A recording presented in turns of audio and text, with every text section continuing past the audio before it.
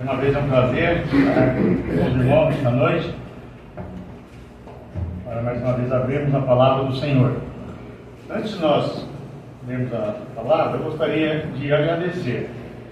Chegou o momento de nós agradecermos, né? Amanhã, na permissão do Senhor, de manhã nós pretendemos voltar para casa.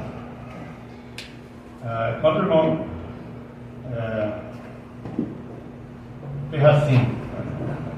Ferracini propôs esse convite, eu disse a ele que eu tinha um compromisso na quarta-feira no Amapá. Aí eu falei, irmão, eu posso ir desde que eu possa voltar no domingo, porque na quarta-feira de manhã eu preciso ir para o Amapá, tenho um compromisso com os irmãos lá. Ele falou, não tem problema. Então nós ficamos combinados assim, né? De começar na segunda e terminar no sábado. E eu quero agradecer, em nome da patroa, dela, a boa acolhida que nós tivemos no meio dos irmãos, a companhia, né? A cama, o cuidado, e esperamos, de alguma forma, poder retribuir, né? Quando vocês estiverem dispostos a chegar lá em casa, nós estamos ali para recebê-los. E continuamos orando para que o Senhor os abençoe, retribua, faça prosperar este trabalho que é dele, que o testemunho dele cresça nessa cidade. Nós temos sempre orado pelos irmãos e também pedimos que os irmãos orem pela gente, né, nos compromissos e também na nossa vida. Sabemos que os irmãos têm feito isso. Nós, há um tempo atrás, né, eu já falei isso aqui da outra vez que estivemos aqui, podemos experimentar isso, né? O cuidado do Senhor conosco, porque percebemos que muitos oravam por nós e o Senhor de fato ouviu e respondeu as orações. Bom, nós temos proposto nesses dias então olhar um pouco para as experiências humanas ou as experiências na vida humana do Senhor Jesus. E nós fizemos uma separação das três primeiras experiências, não vou repeti-las para não prolongar muito, mas nas três primeiras experiências nós chamamos de separação ou santificação. Depois, nas duas outras experiências, nós chamamos de serviço, porque o servo de Deus estava em ação. Nos restam três experiências ainda, mas nós só temos uma reunião. Eu vou procurar condensar nesta única reunião essas últimas três experiências na vida do servo perfeito de Jeová. E estas últimas três experiências nós vamos chamar de sacrifício. Então nós temos separação ou santificação, o servo sendo separado. Nós temos o servo em ação, o servo em serviço. E agora nós temos o servo em sacrifício. Nós temos o boi no altar, o boi sendo separado, o boi arando a terra e o boi no altar, na linguagem do Apocalipse 4, né? Daqueles 4 animais, e fazendo menção especificamente na Evangelho de Marcos. Irmãos, nos é dito assim em Hebreus capítulo 2, verso 14: assim como os filhos têm participação comum de carne e sangue, destas também, ou disto também, ele participou, para que por sua morte destruísse aqueles que têm o poder da morte. Observe o que o escritor aos Hebreus está falando. O Senhor Jesus Cristo teve participação comum de carne e sangue. Participação que os filhos carregam dos seus pais. Então, quando nós pensamos no nosso Salvador, irmãos, é bom sempre nós termos em mente que ele foi verdadeiramente homem. Eu tenho batido nessa tecla e espero não estar sendo enfadonho, cansando os irmãos disso. Mas é importante nós saber. Nós não temos um Salvador super-herói. Nós temos um homem verdadeiro, santo, irrepreensível, imaculado. E a sua vida santa, irrepreensível, imaculada, o capacitou a ir até o Calvário por nós. Não havia ninguém que pudesse oferecer o sacrifício que ele ofereceu. Porque todos nós, sem exceção nenhuma, somos pecadores, descendentes de uma raça caída, de uma raça prostrada, de uma raça distanciada de Deus. E por natureza, nos diz a Bíblia, nós somos inimigos de Deus. Inimigos de Deus. Então é bom nós sempre termos isso em mente. Também o escritor aos Hebreus vai dizer, no capítulo 5, que, esse versículo eu quero ler para não errar a pontuação dele. Hebreus 5. Ele vai dizer assim, verso 8: embora sendo filho, aprendeu a obediência pelas coisas que sofreu. Olha que versículo, olha que versículo maravilhoso da palavra de Deus. É claro, eu estou tirando um contexto todo que também é maravilhoso, mas o escritor vai dizer isso, que sendo ele filho, o Senhor Jesus filho, então ele não era só homem, ele era filho. Se nós lermos os versos anteriores, nós vamos ver de quem? Filho de Deus. Ele aprendeu a obediência pelas coisas que sofreu. Então nós podemos pensar, ele era uma pessoa rebelde, foi preciso ir quebrando para que ele fosse moldado. Será que é isso que o texto vai dizer? É claro que não. É justamente o contrário. É justamente o contrário.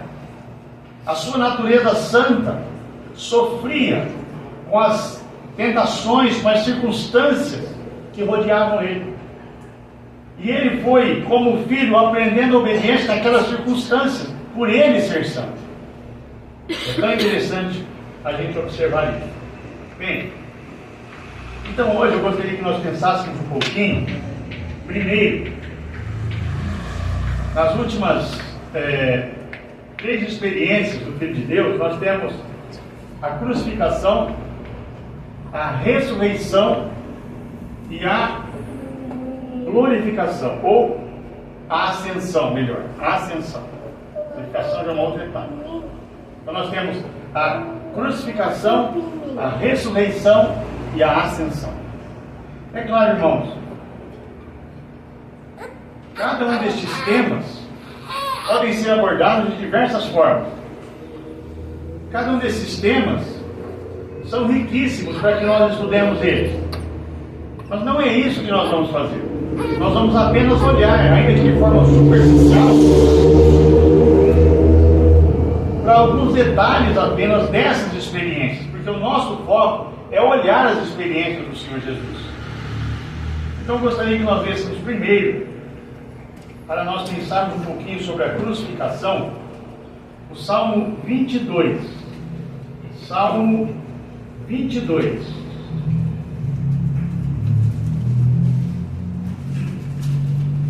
Diz assim a palavra de Deus: Deus meu, por que me desamparaste? Porque se acham longe de meu salvamento as palavras do meu bramido? Deus meu, clamo de dia, e não me respondes. Também de noite, porém não tenho sossego. Contudo, tu és santo, entronizado entre os louvores de Israel. Nossos pais confiaram em ti, confiaram e os livraste. A ti clamaram e se livraram. Confiaram em ti e não foram confundidos.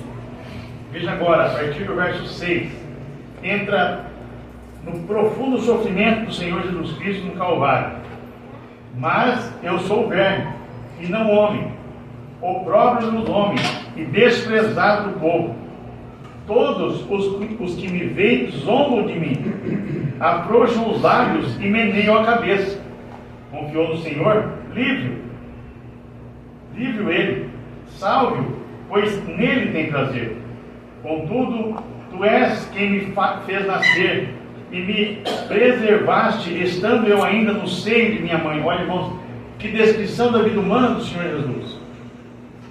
Tu és quem me fez nascer, me preservaste, estando eu ainda no seio da minha mãe, quando eu amamentava ainda. A Ti me entreguei desde o meu nascimento. Por isso eu li aquele versículo de Hebreus. Aprendeu a obediência pelas coisas que sofreu, desde o meu nascimento, desde o ventre da minha mãe. Tu és, meu Deus. Não te distancies de mim, porque a tribulação está próxima e não há quem me acuda. Aonde aconteceu isso, irmão? Senão no Getsêmani. Tribulação próxima, ele clamando e não houve quem o acudisse. Muitos touros me cercam, fortes touros de Bazã me rodeiam. Contra mim abrem a boca, como faz o leão que despedaça e ruge. Derramei-me como água e todos os meus ossos se desconjuntaram. Meu coração fez-se como cera, derreteu-se dentro de mim, secou-se o meu vigor. Aí você vai para João 19, verso 28, e você vai ver uma frase pequenininha com duas palavras dita pelo Salvador: tenho sede. O salmista está descrevendo que a boca dele secou-se como a ponto, de a língua colar, né, se apegar ao céu da boca. Irmãos, que descrição! O sofrimento no Calvário, uma das coisas que imprimia aquele que estava sendo crucificado era a perda de líquido intensa, devido à perda de sangue. E a pessoa ficava desidratada, a ponto da língua colar no céu da boca. O Salvador estava assim. A profecia do rei Davi está descrevendo esse momento. Verso 14: derramei-me como água e todos os meus ossos se desconjuntaram. Meu coração fez-se como cera, derreteu-se dentro de mim. Que verdade! A ponto de quando ele é vazado, sair sangue e água. Secou-se o meu vigor, verso 15, como um caco de barro, e a língua se me apega ao céu da boca. Assim me deitas no pó da morte. Cães me cercam, uma súcia de malfeitores me rodeiam. Traspassaram-me as mãos e os pés. Posso contar todos os meus ossos. Eles me estão olhando, encarando para mim. O que acontece aqui, irmãos? Aquele flagrum romano abria as carnes do Senhor Jesus. Conforme no Salmo 129, nós vamos ler no verso 3. Sobre o meu dorso araram os lavradores, abrindo longos sulcos, aqueles rasgos que o prato do arado faz na terra. Hoje em dia, mas nos dias do Senhor Jesus era um ferro apenas que ia abrindo a terra assim. O salmista está comparando isso às costas do Salvador. E aqui no Salmo 22 é uma coisa tão impressionante, porque os ossos estão olhando para ele. Irmão, ossos expostos. Será que é um exagero isso? Claro que não. Claro que não. Imagine, por exemplo, só um exemplo, quando os pés dele, do Senhor Jesus, foram traspassados. Você pegar o teu pé e começar a apertar, você vai ver que é cheio de ossinho ali, né? As mãos. Imagina quando aqueles eram chamados de pitões, aqueles pregos enormes, foram cravados nas suas mãos e pés. Se os seus ossos não foram expostos, foram esmigalhados, traspassados por aquilo. Foram momentos terríveis. Que experiência o nosso Salvador viveu. Davi vai terminar assim, né? Ou nós vamos terminar assim no verso 18. Repartem entre si as minhas vestes, e sobre a minha túnica deitam sorte. Seria um exercício interessante nós grifarmos as profecias cumpridas no Calvário somente no Salmo de número 22. Então, irmãos, o que nós podemos na nossa mente pensar? Mas como se deu a crucificação? Como se deu? Ontem nós estivemos olhando um pouquinho para o Getsêmani. E por volta das 11 horas da noite, o Senhor Jesus é levado. E ele é levado primeiramente. Nós vemos, João vai usar essa palavra, primeiramente, Anás. E ali, a intenção daquele julgamento era humilhá-lo.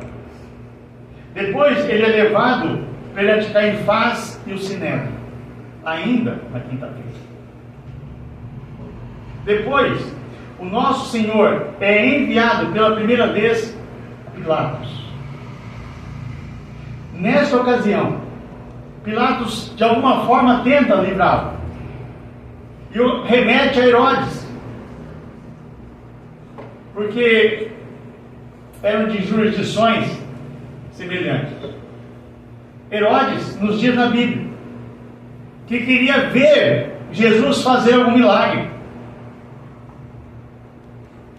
E como ele não viu, ele vai imprimir ainda mais sofrimento e humilhação, colocando um caniço na mão dele, uma capa, uma coroa, batendo na coroa, e aquela coroa entrava na sua fronte, fazendo com que o seu sangue vertesse, de forma que quando ele entregue novamente para Pilatos, agora para ser condenado, o nosso Salvador já era um frangalho fisicamente. Já era sexta-feira e ele havia passado a noite apanhando. Não foi brincadeira isso. Nós não poderíamos entrar em alguns detalhes aqui, mas nós não vamos entrar. Eu só queria despertar a mente de alguém que porventura nesta sala ainda não creu no Senhor Jesus, e que você tenha em mente que o Salvador sofreu isso. Ele foi literalmente, não literalmente, mas ele foi ao inferno, no sentido da palavra de sofrimento, para que você fosse para o céu. Para te tirar do inferno, foi ele. Ele pagou o preço, para que você e eu pudéssemos ter vida, e vida em abundância. Temos que pensar isso. Não é possível que, se nós, com a nossa consciência desimpedida de qualquer vertente religiosa, contemplarmos isso aqui, não chegarmos a um consenso que foi por cada um de nós que ele fez. Pois bem, aos olhos humanos, irmãos, quando o nosso Salvador rende o Espírito, quando ele entrega a sua vida à morte, porque foi isso que aconteceu, ninguém tomou a vida do Salvador. A minha vida, ele disse, ninguém a toma. Eu de mim mesmo a dou. Então ele deu a sua vida. E no momento, quando o Salvador entrega a sua vida, eu gostaria de olhar um pouquinho, ainda que de forma bem rápida também, para este momento. Mateus 27. Nós vamos ver alguns versículos aqui.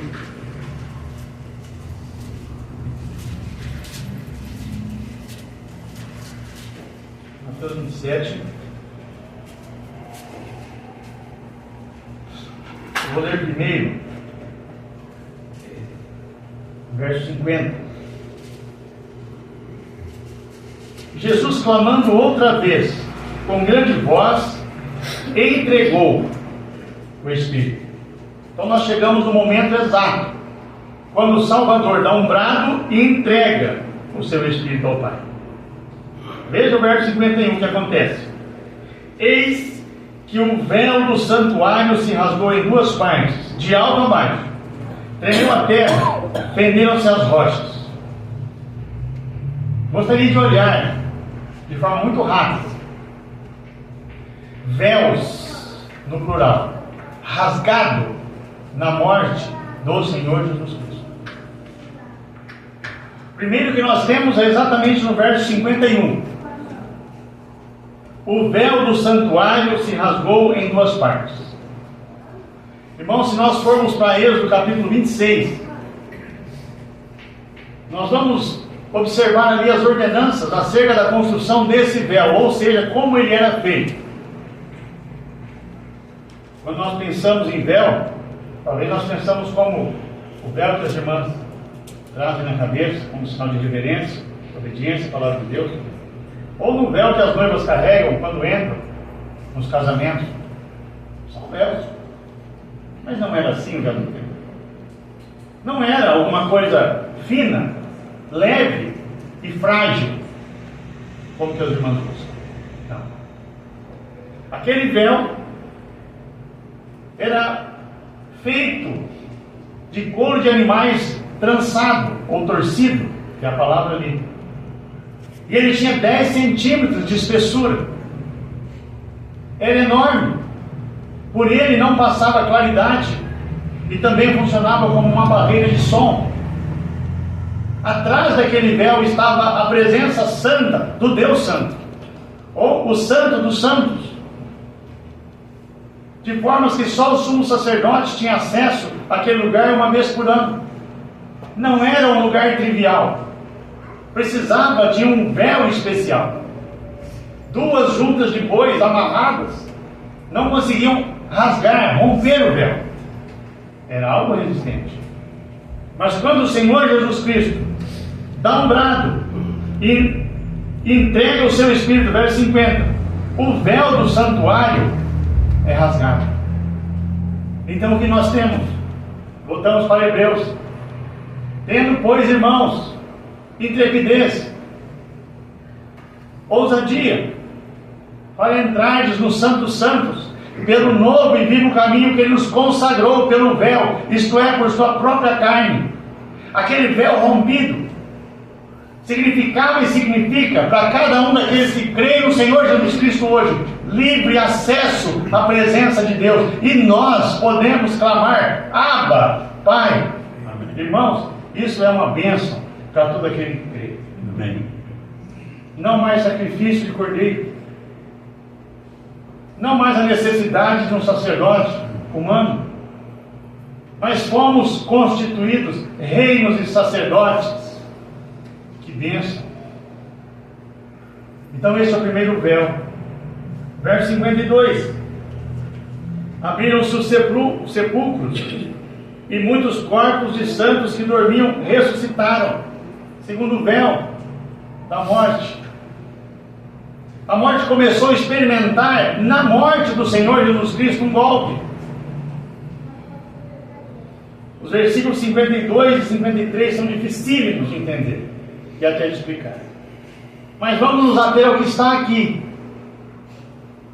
Corpos saindo de sepulcros. Corpos de santos, provavelmente do Velho Testamento. Quando o Senhor Jesus Cristo dá o brado, Ele rompe o véu do templo e Ele rompe o véu da morte. E as pessoas saem então, aqueles santos, do sepulcro.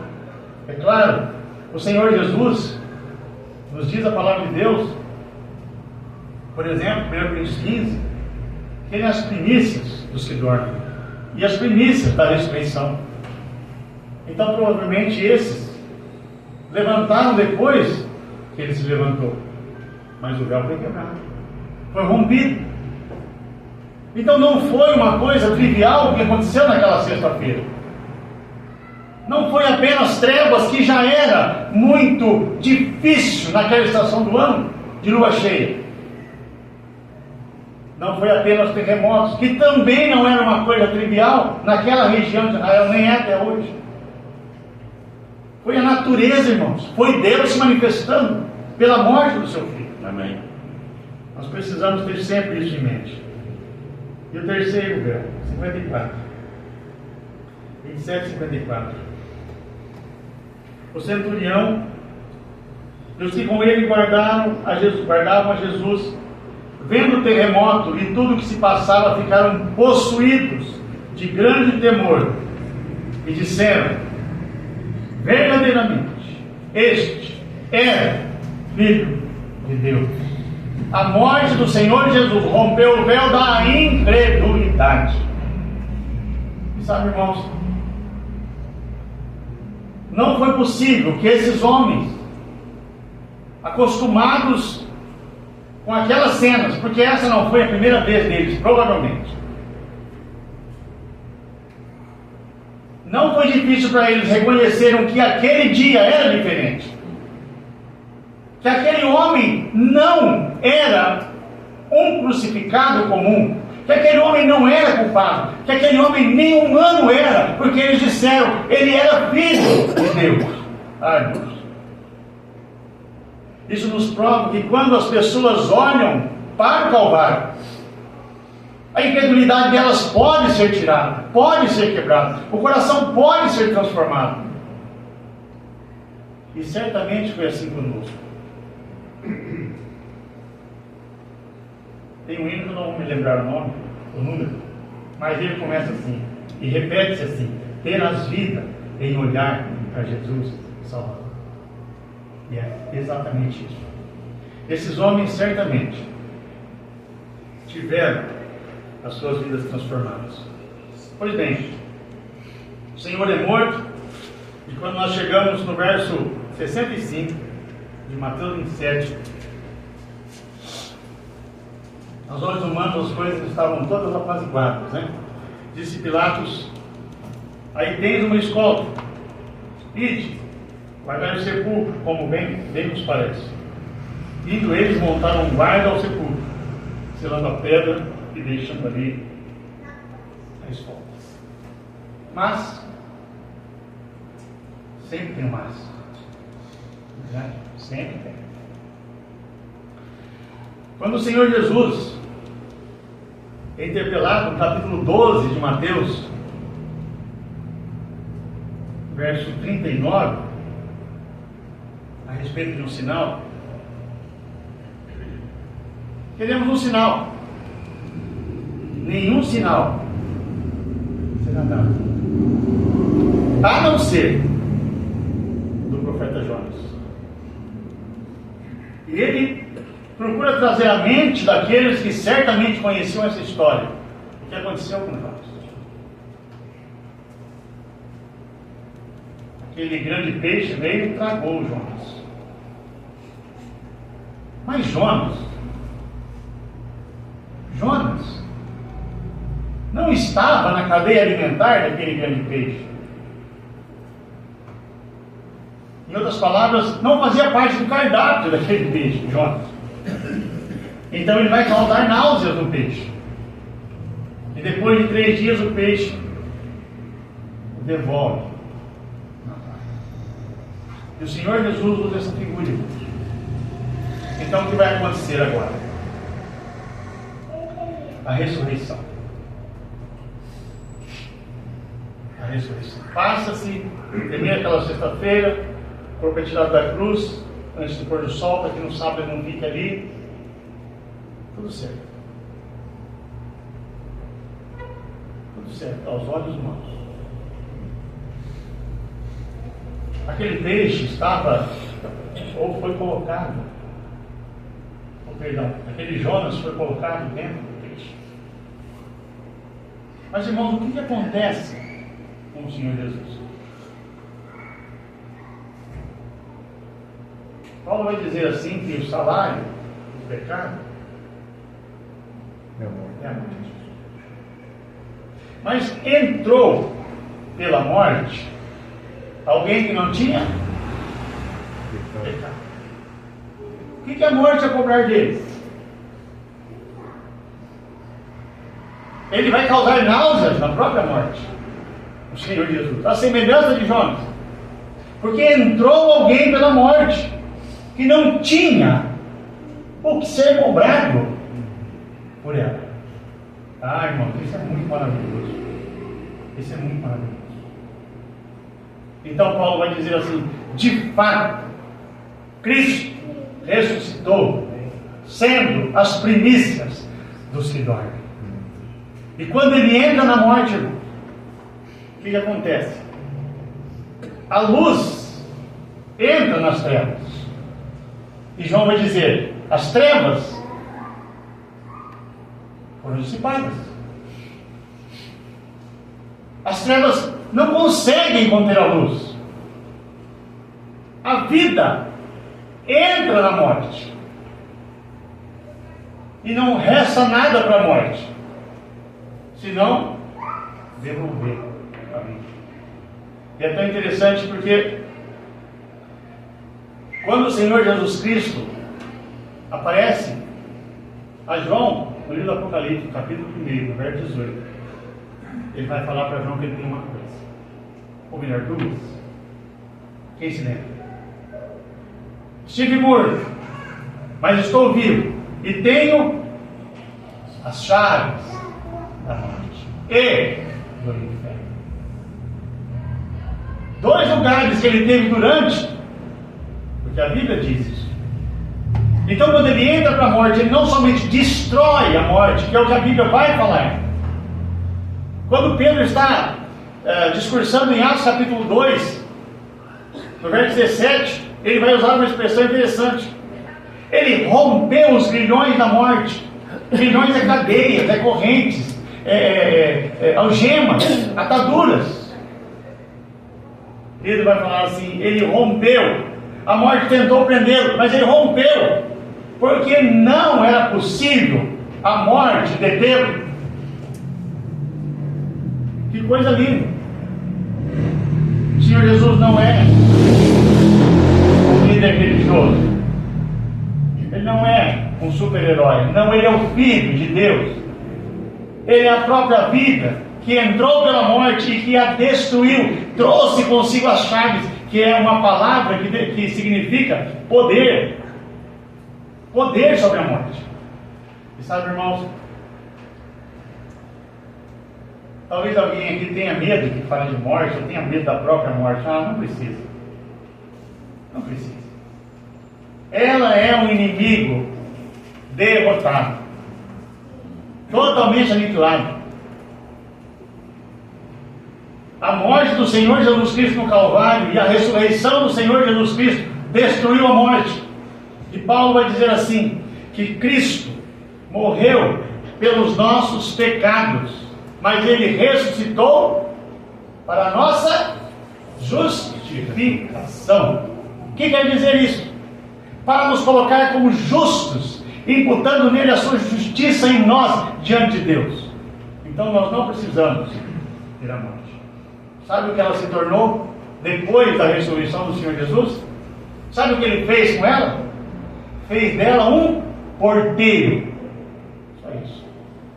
Quando chegar a vez do salvo, ela vai abrir a porta, apenas. E o salvo vai entrar para a presença do Senhor. Então, se você é salvo, a morte é para você um porteiro. Um simples porteiro. E sabe de uma coisa? Ela não tem mais a chave para te prender. Não. O Senhor já levou a chave embora. Ela vai abrir, você vai entrar e vai estar na presença de Deus para sempre. Amém. É tão maravilhoso isso. Precisamos pensar, talvez um pouco mais nessas coisas. Agora, quando nós chegamos, então, em Lucas capítulo 24, né? Só essa expressão.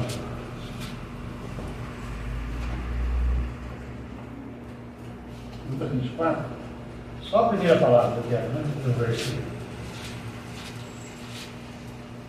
Mas, ele vai falar então a respeito da ressurreição do Senhor Jesus. Mas, no primeiro dia da semana. Parece-nos que até capítulo 23, todo mundo triste. Todo mundo triste. Aquele clima de velório havia se abatido sobre os discípulos, é verdade. Medo dos judeus, portas, janelas, tudo trancado. Ninguém saía, ninguém falava com estranho. Mas, no primeiro dia da semana. Mas, de fato, Cristo ressuscitou. Louvado seja o nome do nosso Deus. Amém. Vamos avançar um pouquinho, irmãos, para nós pensarmos um pouquinho sobre a ascensão do Senhor Jesus. Vamos para Atos.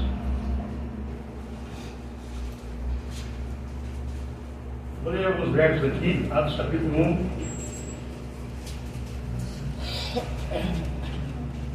até o dia em que, verso 2, Atos 1 e 2, até o dia em que, depois de haver dado o mandamento por intermédio do Espírito Santo aos apóstolos que escolhera, agora eu queria essa frase, foi elevado às alturas.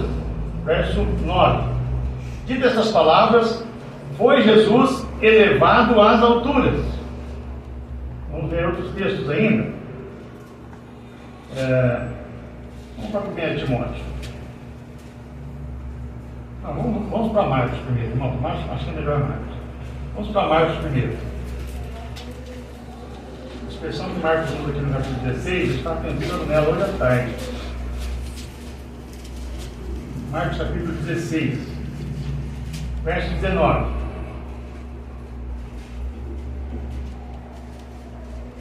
De fato, o Senhor Jesus, depois de lhes ter falado, agora sim, foi recebido nos céus. Antes de nós lermos outro versículo, vamos fazer apenas um parênteses rápido aqui. Nós vamos observar que aqui no capítulo 16, verso 19, Marcos vai usar Senhor Jesus, e não só Jesus. Acho que é interessante a gente observar esses detalhes, porque aqui o Senhor Jesus Cristo já havia passado por todo o processo da sua humanidade, né? E já havia ressuscitado entre os mortos, já estava naqueles últimos 40 dias aqui na terra, aparecendo aos seus. E ele já, conforme nós vemos no finalzinho de Lucas, né, já havia recebido toda a autoridade. As palavras que ele usa ali, toda a autoridade lhe foi dada, né? Então ele já havia recebido essa autoridade. Então ele é chamado aqui de Senhor. É importante a gente observar. Mas veja o que Marcos vai falar. Foi recebido nos céus. Lucas 24.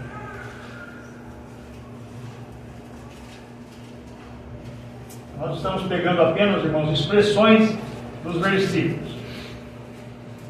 Veja 51.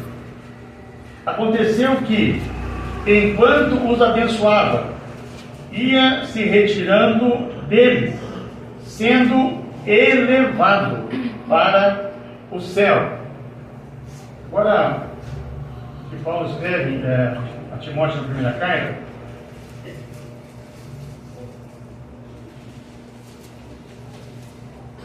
ele vai escrever assim, no capítulo 3, verso 16. 1 Timóteo 3 e 16. Veja as colocações que ele faz aqui. Evidentemente, grande é o mistério da piedade.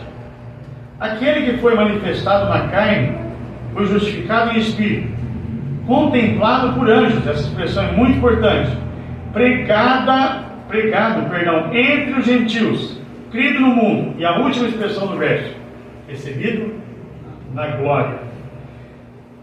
Veja ainda, para nós terminarmos essa sessão de leituras, 1 Pedro.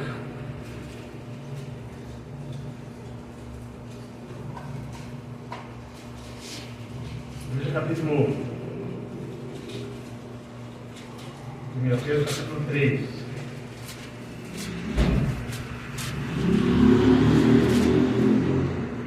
O qual, depois de ir para o céu, quem que é o qual? O versículo 21 termina com o nome Jesus Cristo. Jesus Cristo, depois de ir para o céu, está à destra de Deus, ficando-lhe subordinados anjos, potestades e poderes. Irmãos, como nós imaginamos a ascensão do Senhor Jesus? Nós temos vários versículos e não nos aprofundamos em nenhum deles. Gostaria que nós pensássemos que durante a vida humana do Senhor Jesus, nós observamos que a vida dele, desde o anúncio a Maria, o anúncio a José, desde esse momento, anjos fizeram parte da experiência humana do Senhor Jesus. Nós vamos ver em muitas ocasiões. Quando o menino já era recém-nascido, vem um anjo e fala para José: pode ir para o Egito, estão tentando matar eles. Depois, nós temos relatos, nós temos, por exemplo, na tentação do Senhor Jesus. Lucas vai dizer no último capítulo daquele relato: eis que vieram anjos e o serviram. Depois nós temos no Getsêmani, Lucas vai dizer que um anjo o sustentava. Então, a vida do Senhor Jesus Cristo foi marcada por anjos. E na ressurreição não foi diferente. Naquele primeiro dia da semana, quando as mulheres procuravam, aparece um anjo ali. Quem vocês estão procurando? Elas supunham ser o jardineiro. É tão interessante nós observarmos isso. Quando nós chegamos no Salmo 24.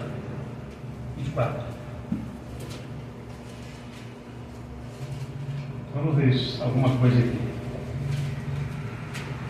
Nós estamos pensando na ascensão e entronização do Senhor Jesus, né? Salmo 24. Fique marcado aí, Salmo 24, eu vou ler apenas um versículo antes, pode ficar aí para nós ligarmos o pensamento. Eu vou ler no Salmo 110, mas pode ficar aí no 24. Eu vou ler assim: disse o Senhor, aqui a palavra Senhor está com todas as palavras maiúsculas, né? Então se faz menção ao Eterno, ao Jeová, ao nosso grande Deus. Disse o Senhor ao meu Senhor, faz menção então do Senhor Jesus: assenta-te à minha direita, até que eu ponha os inimigos debaixo dos teus pés. O lugar que o Senhor Jesus está ocupando atualmente. Mas como se deu esse assentar? É o que nós vamos ler no Salmo 24. Como se deu isso? Então nós temos assim, verso 7: levantai, ó portas, as vossas cabeças, levantai-vos, ó portais eternos, para que entre o Rei da Glória. Quem é o Rei da Glória? Olha esse detalhe: o Senhor forte e poderoso, o Senhor poderoso nas batalhas. Levantai, ó portas, as vossas cabeças, levantai-vos, ó portais eternos, para que entre o Rei da Glória. Quem é esse Rei da Glória? O Senhor dos Exércitos. Ele é o Rei da Glória. Como que nós imaginamos essa cena, irmãos? Eu fiz menção do ministério dos anjos na vida terrena do Senhor Jesus. Irmãos, não foi diferente na ascensão do Senhor Jesus Cristo, conforme Atos capítulo 1. Ele foi sendo elevado às alturas. E como isso aconteceu? Como nós podemos, é claro, com muita reverência e respeito, imaginar? Exatamente Salmo 24. Um coro de anjos vem chegando, trazendo o Senhor Jesus, depois das batalhas que ele travou na sua humanidade, na sua vida aqui. Então vem aquele coro de anjos dizendo o quê? Levantai, ó portas. A expressão portas, irmão, fala de governo, fala de domínio, fala de autoridade, fala daqueles que eram responsáveis pela chegada do Salvador nos céus, agora glorificado. Levantai, ó portas, as vossas cabeças, levantai-vos, ó portais eternos, para que entre o Rei da Glória. E a pergunta vem de lá para cá: quem é este Rei da Glória? E a resposta segue daqui para lá: o Senhor dos Exércitos. Ele é o Rei da Glória. Então ele vai E conforme Salmo 110, o Pai, o Eterno, vai dizer para ele: assenta-te à minha direita, até que eu coloque os inimigos por escabelo, por estrado dos teus pés. É lá que o nosso Salvador está neste momento, e de lá intercede por cada um de nós. Bendito seja o seu nome. Sabe, irmãos, quando nós vamos lendo aquela carta aos Hebreus, nós vamos ver o escritor falando assim: nós não temos um sumo sacerdote que não pode condoer-se das nossas fraquezas, pois ele foi tentado em todas as coisas a nossa semelhança, vírgula, mas sem pecado. O que temos na glória hoje como sumo sacerdote é um homem, irmãos, um homem que sofreu todas as dificuldades que são impostas a nós homens, e eles vencem. E Paulo vai deixar isso claro quando ele escreve aos Colossenses,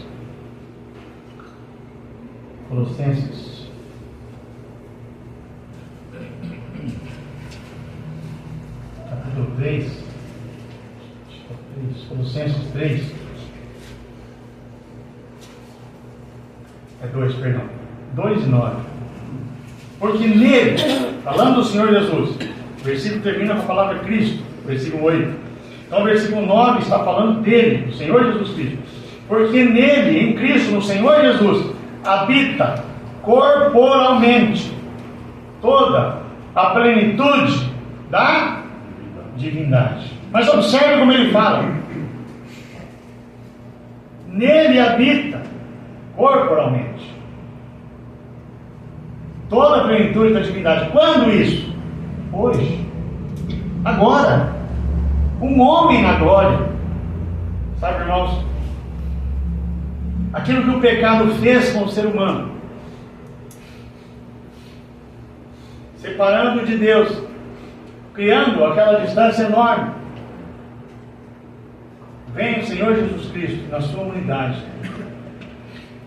vem o Filho de Deus traçando os mesmos caminhos que nós, sendo um homem perfeito, recebendo do Pai este selo, o Filho amado diante do Pai,